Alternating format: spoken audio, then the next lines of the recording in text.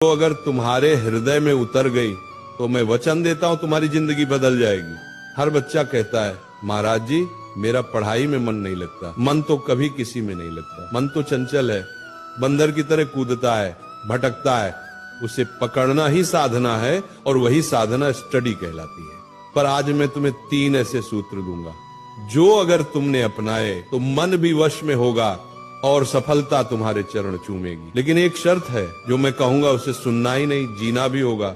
अगर फिर वही पुरानी आदतें रही तो वही हाल रहेगा, ना मन लगेगा ना जीवन आगे बढ़ेगा। पहला सूत्र, कारण खोजो।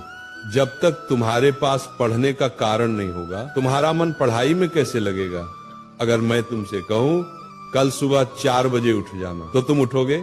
शायद नहीं। पर अगर मैं कह दूं सुबह 4 बजे उठो और तुम्हें 1 लाख रुपए मिलेंगे तो तुम 4 नहीं 2 बजे ही उठ जाओगे। क्यों? क्योंकि अब तुम्हारे पास एक कारण है। यही है पहला सूत्र, रीजन बनाओ। क्यों पढ़ रहे हो? क्यों मेहनत कर रहे हो? क्या तुम्हारा कोई सपना है?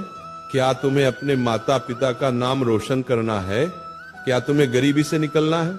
जिस दिन तुम्हें अपने आप को पता चल गया उस दिन से अपने आप रास्ता दिखने लगेगा। फिर न तो आलस रहेगा न मन का बहाना। फिर किताबें भी तुम्हें आकर्षित लगेंगी क्योंकि अब तुम्हारे भीतर आग जल चुकी होगी। मुझे कुछ बनना है। दूसरा सूत्र, एक समय में एक ही साधना।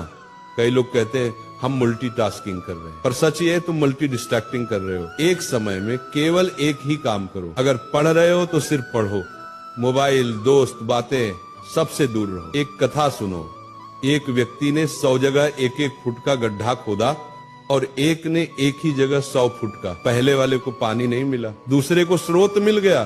यही पढ़ाई में होता है। तुम रोज थोड़ा थोड़ा कई जगह ध्यान बांटते हो और कहते हो परिणाम नहीं आ रहे। ध्यान बांटने से फल नहीं मिलता, ध्यान केंद्रित करने से वरदान मिलता है। इसीलिए जब पढ़ाई करो तो वही तुम्हारी पूजा हो, वही तुम्हारी साधना हो। पढ़ाई के समय किताबें तुम्हारी माला बने, शब्द तुम्हारे मंत्र बने और एकाग्रता तुम्हारा ध्यान बने। तीसरा सूत्र, डिस्ट्रैक्शन ही पतन का कारण है।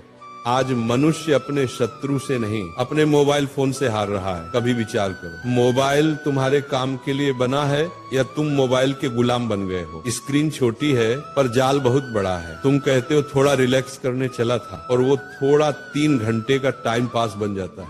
फिर तुम कहते हो मेरा मन पढ़ाई में नहीं लगता। मन कैसे लगेगा? जहां ध्यान होगा वहीं ऊर्जा बहेगी। और अगर ध्यान सोशल मीडिया में बहा दोगे तो ज्ञान कहां से आएगा? मोबाइल बुरा नहीं, पर अगर तुम उसका उपयोग साधन की तरह करो तो वो